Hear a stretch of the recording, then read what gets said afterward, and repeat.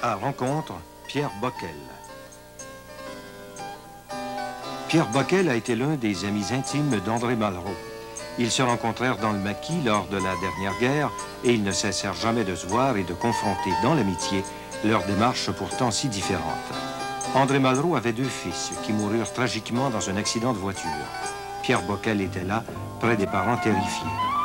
Aujourd'hui, curé de la cathédrale de Strasbourg, on l'a vu célébrer en janvier aux Invalides la grand-messe solennelle à la mémoire de Malraux et prononcer une homélie étonnante.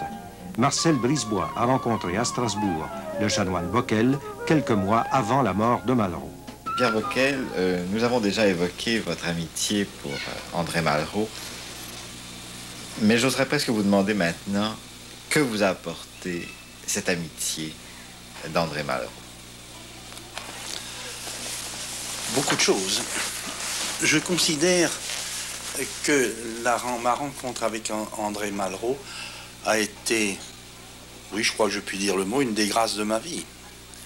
Cela paraît étrange, puisque Malraux ne se présente pas comme un croyant, il se dit agnostique, et il l'est d'une certaine manière, encore qu'il soit profondément anti-athée. Ce que m'a apporté Malraux, c'est tout d'abord la chaleur de son amitié, son sens de la transcendance, son regard sur l'homme, qui pour moi a été un regard nouveau. Il m'a aidé à diriger mon regard en direction du sien sur l'homme en qui il perçoit une transcendance.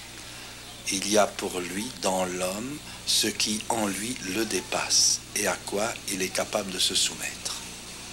Sans que cette transcendance soit nécessairement liée à la révélation.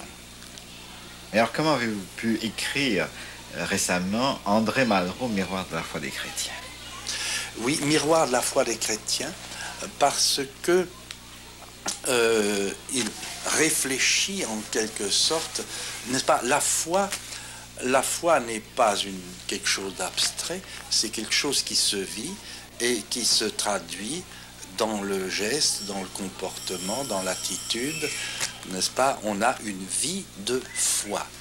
C'est une vie de relation au Père par Jésus-Christ, mais en même temps qui se réalise dans une vie de relation avec les hommes. Nous sommes les relais d'un amour qui en nous dépasse. Or, au niveau de cette réalisation, de ce regard sur l'homme, de ce souci de servir l'homme, et de le servir dans le sens de sa libération, le libérer en l'homme, toutes ces puissances qui sont en lui ce qui le dépasse, cette transcendance. Là, j'ai trouvé avec Malraux une sorte de complicité profonde. Il y a aussi chez lui, et cela est lié, un sens de la fraternité qui est extraordinaire. Un sens de la fraternité et que volontiers maintenant, il traduit par charité ou même amour. C'est un mot qu'il ne prononçait pas jadis, mais qu'il ose prononcer maintenant. Est-ce que je pourrais vous demander si vous avez influencé, vous, Pierre Boquel, prêtre, André Malraux, écrivain? Je l'ignore. Je ne saurais pas vous le dire, je ne sais pas. Je n'ai en tout cas jamais cherché à le faire. J'ai toujours eu le sentiment de recevoir de lui. Maintenant, si j'ai pu lui communiquer ou lui apporter quelque chose, Dieu seul le sait. Je pense que c'est un secret entre Dieu et lui, plutôt qu'entre lui et moi. En tout cas, je sais qu'il est sensible à l'amitié. Cette amitié, je la lui ai donnée, je la lui donne. Pour le reste, je ne sais pas, je ne cherche même pas trop à m'interroger là-dessus, car je veux être à son égard d'un infini respect et d'une très grande discrétion pour tout ce qui est, tout ce qui concerne sa vie profonde. Nous avons parlé de l'amitié de Malraux, bon, homme célèbre, Mais nous savons aussi que dans votre sacerdoce, l'amitié a joué un rôle important. Et je dirais presque même qu'au tout début de votre vie, il y a eu une amitié absolument importante. C'est celle d'un homme qui vous a donné une gifle. Oui, l'abbé Fleury. C'est exact, oui. En effet, j'ai été, dès mon assez jeune âge, gratifié d'une amitié extraordinaire, l'amitié d'un prêtre, donc d'un aîné, largement mon aîné, mais qui fut une amitié vraie, extraordinaire. Je n'étais pas le seul, car je faisais partie d'une équipe, l'équipe de l'abbé Fleury, n'est-ce pas, qui était bien connue, et au fond, j'étais un des disciples.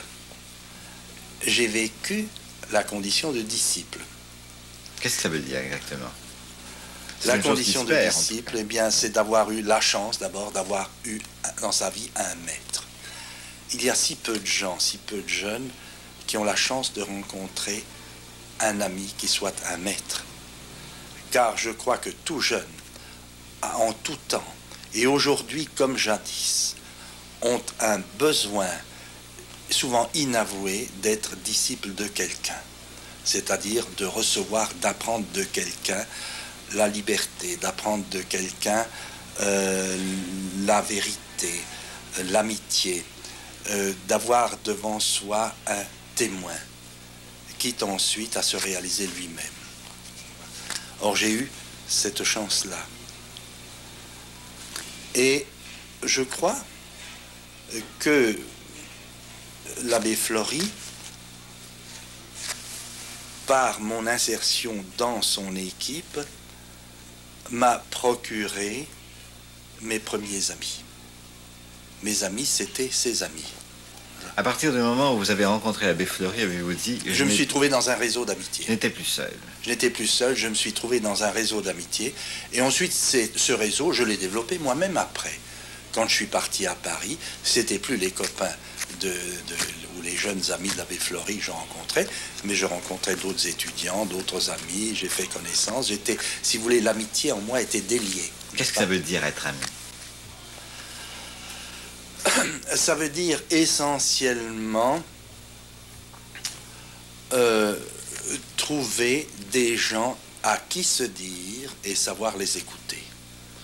Je crois que ceci est extrêmement important, et cela dans un contexte de grande liberté, dans un contexte où on peut se taper de grands coups sur le dos et boire un coup ensemble, et aller voir une pièce de théâtre ensemble ou un film, monter des coups ensemble, n'est-ce pas? C'est-à-dire faire quelque chose ensemble. Par exemple, avec un certain nombre de mes amis parisiens, nous avons monté une troupe de théâtre amateur. Et en même temps, on faisait des blagues. Monter ensemble un gros canular. Quelle différence y a-t-il entre être ami et avoir des relations? Oh, je crois que c'est tout à fait différent. Qu'est-ce que veut dire avoir des relations?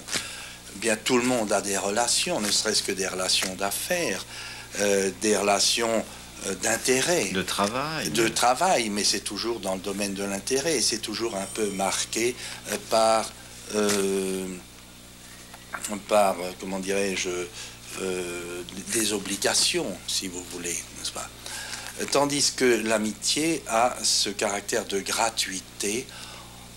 On ne va jamais trouver un ami pour en faire usage, sinon pour se dire à lui, parce qu'on a besoin de se dire et de s'exprimer, et de savoir qu'on est entendu, qu'on est écouté, qu'on est compris.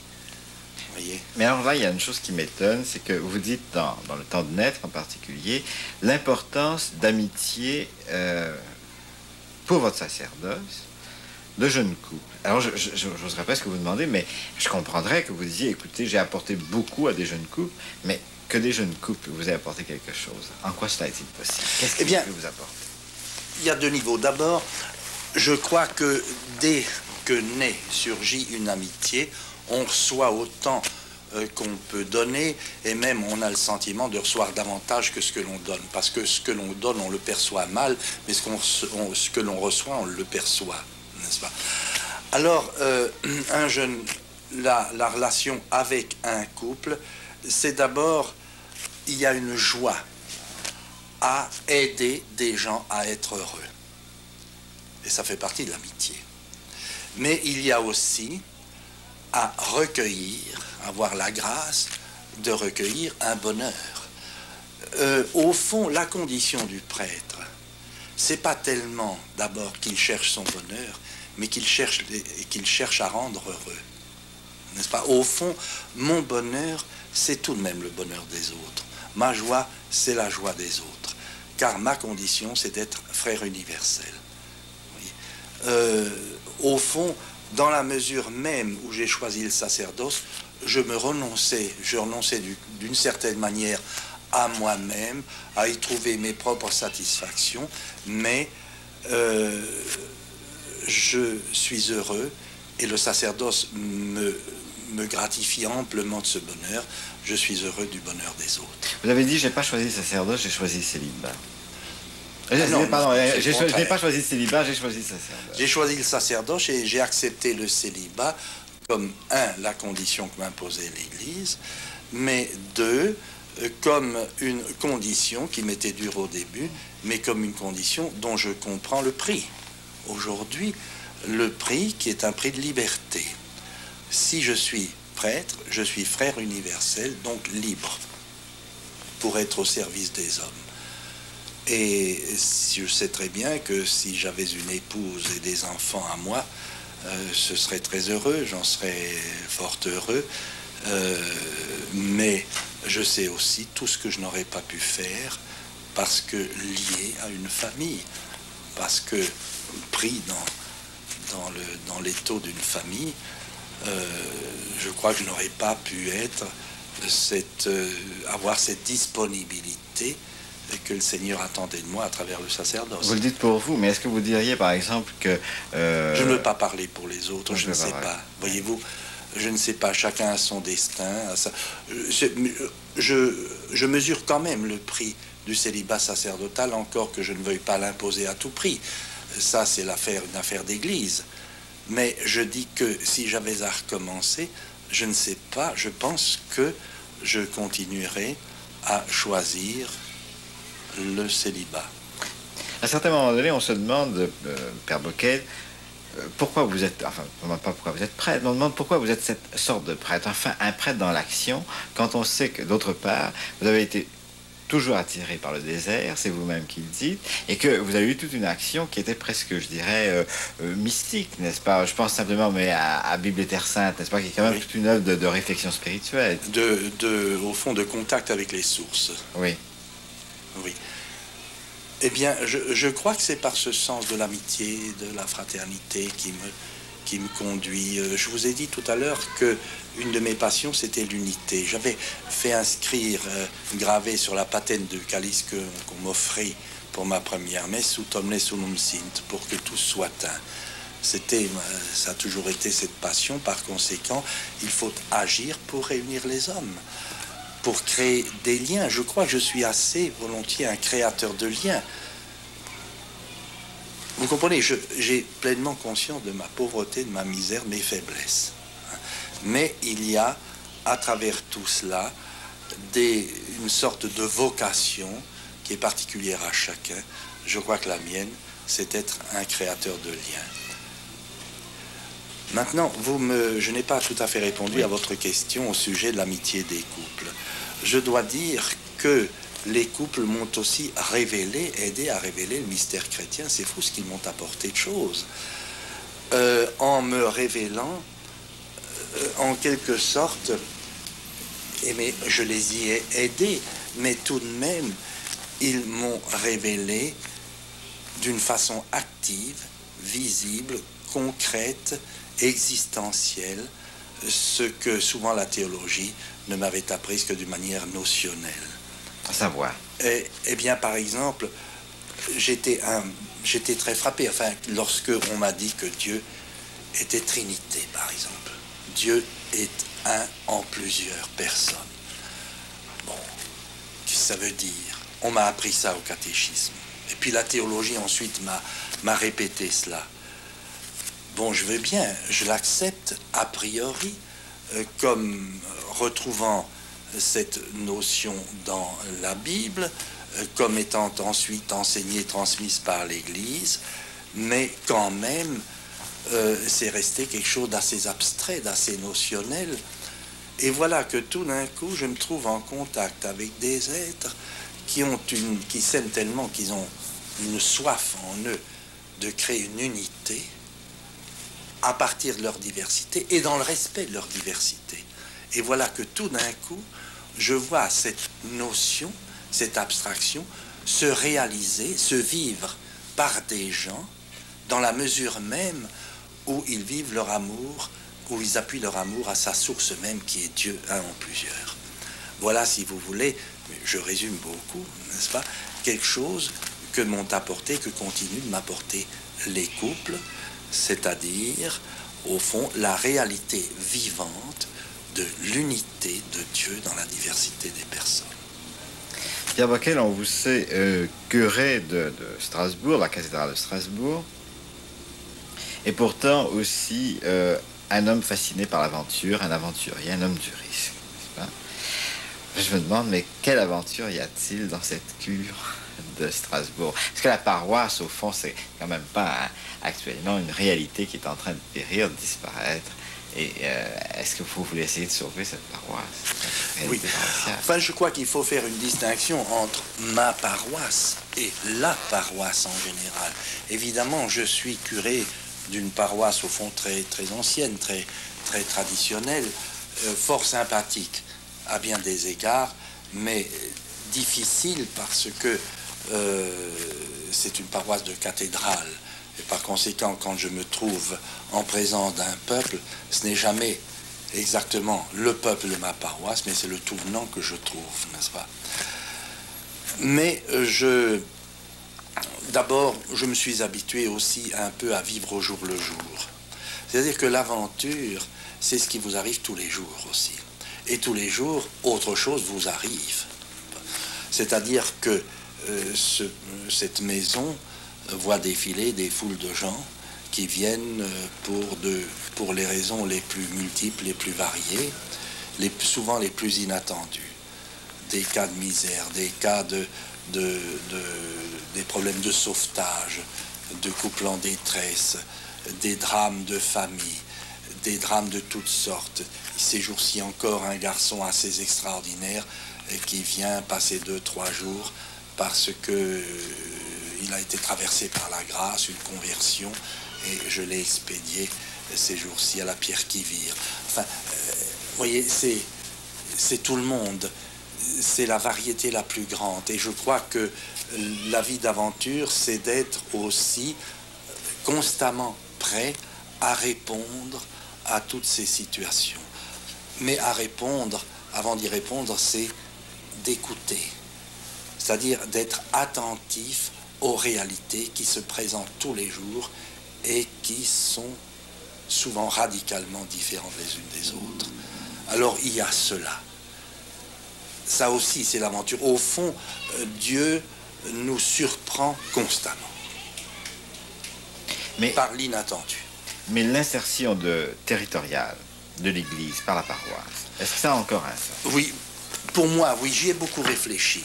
J'ai été 20 ans dans des conditions totalement différentes, aumônier d'étudiants, c'est différent. Et lorsque l'évêque m'a nommé curé de paroisse, eh bien, je me suis forcément posé la question de l'avenir de la paroisse. Est-ce que la paroisse a encore un sens? Est-ce qu'elle a un avenir? Et finalement, en réfléchissant, j'étais obligé de répondre que oui, que la paroisse peut et doit être renouvelée, qu'il faut lui trouver un nouveau visage, mais qu'elle ne peut être en aucun cas démolie.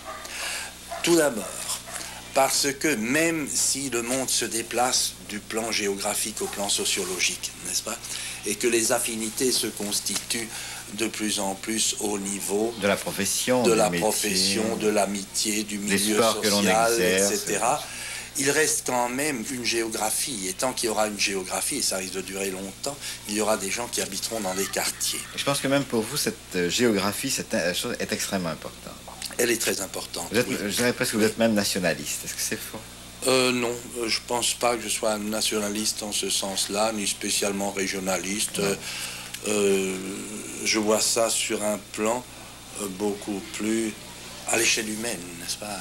À l'échelle d'un peuple qui est là, rassemblé.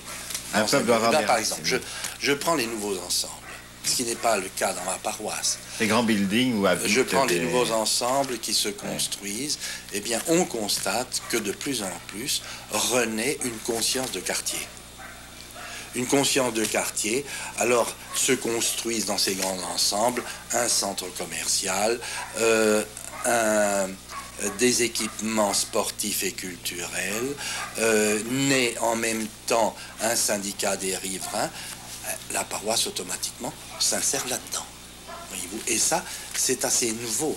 Il y a eu une attaque massive contre la paroisse, et surtout de la part d'une partie du clergé, et voilà que maintenant, on revient à la paroisse. D'autant plus que tout ce par quoi on a essayé de la remplacer s'effondre, s'effrite facilement. La paroisse est une réalité qui peut durer à condition qu'elle se renouvelle. Ensuite, je pense que la paroisse demeure localement la seule image de l'Église universelle. Alors là, c'est étonnant, parce que... Et oui, parce que localement, c'est le seul lieu de rassemblement de gens de toutes conditions, de toute génération, de toute race, de toute langue, surtout maintenant avec les phénomènes de migration qui se passent dans nos pays, n'est-ce pas? Donc, le lieu où peut se célébrer et où l'Eucharistie prend sa pleine signification. Mais est-ce que la paroisse ne risque pas de se refermer sur elle-même Non, oh, elle tendrait plutôt à s'ouvrir, c'est-à-dire que disons qu'à la paroisse géographique, enfin de quartier, s'ajoutent tous ceux qui élisent cette paroisse comme leur communauté. À condition justement que cette communauté existante déjà, cette communauté paroissiale, ait un visage justement dont on n'a pas encore parlé. Voilà qui nous amène au problème du renouveau de la paroisse, n'est-ce pas? Ce qui n'est pas facile. Mais alors, que voyons-nous? Nous voyons naître et surgir un peu partout des communautés libres, les indices informels ou sauvages, et c'est vrai, nombreuses, qui, au fond, se présentent comme des ersatz d'une paroisse qui a l'air morte, enfin qui ne produit plus grand-chose, n'est-ce pas? Alors, nous sommes en face de deux réalités en ce moment. Ces communautés issues de je ne sais quel centre spirituel, c'est très variable. Vous savez, un certain nombre sont issus de Thésée, d'autres sont des communautés de type charismatique, plutôt, c'est toujours extrêmement intéressant, et qui se construisent un peu en marge de l'institution, à la fois de l'Église et de la paroisse qui en est l'image, n'est-ce pas? Donc naissent dans une espèce et se développent dans une sorte de liberté. Et puis, il y a d'autre part les paroisses qui essayent ou qui tentent leur propre renouveau. D'où rapport difficile entre les deux. Les uns voulant garder leur liberté et allergiques à l'institution, n'est-ce pas, se méfient de toute récupération de la part des paroisses. Les autres, regardant sur les communautés libres et disant « c'est quand même intéressant ».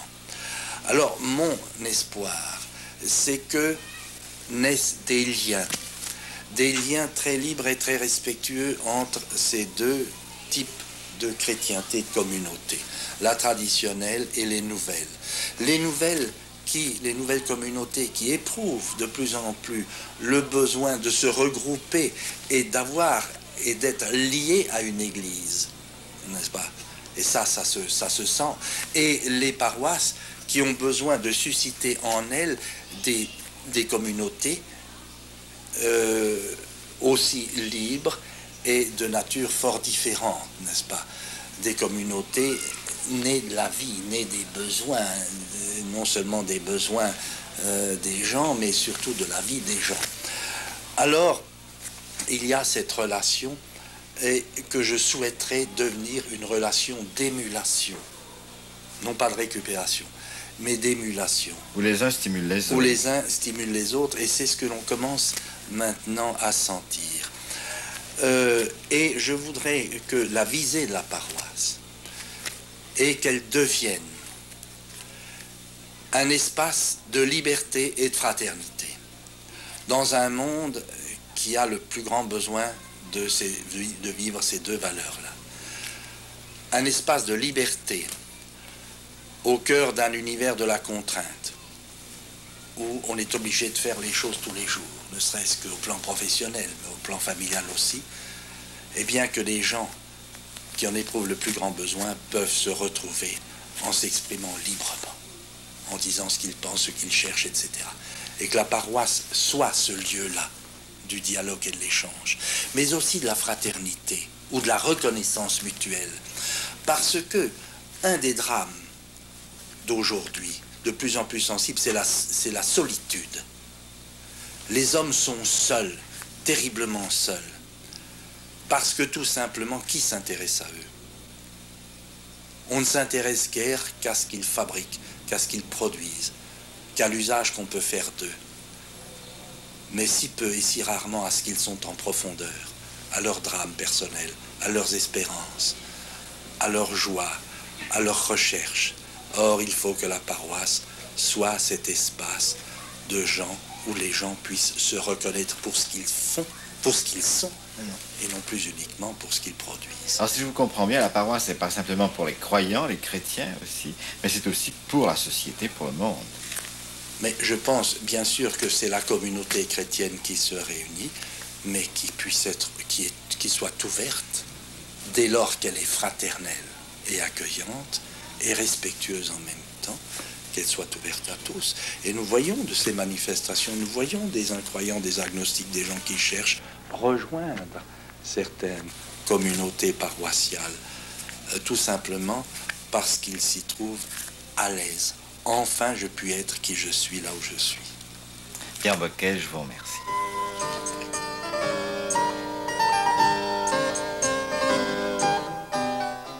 Cette entrevue du chanoine Bocquel date de 1976, quelques semaines avant le décès de son grand ami André Malraux. C'est le chanoine Bocquel qui fut invité à prononcer l'oraison funèbre.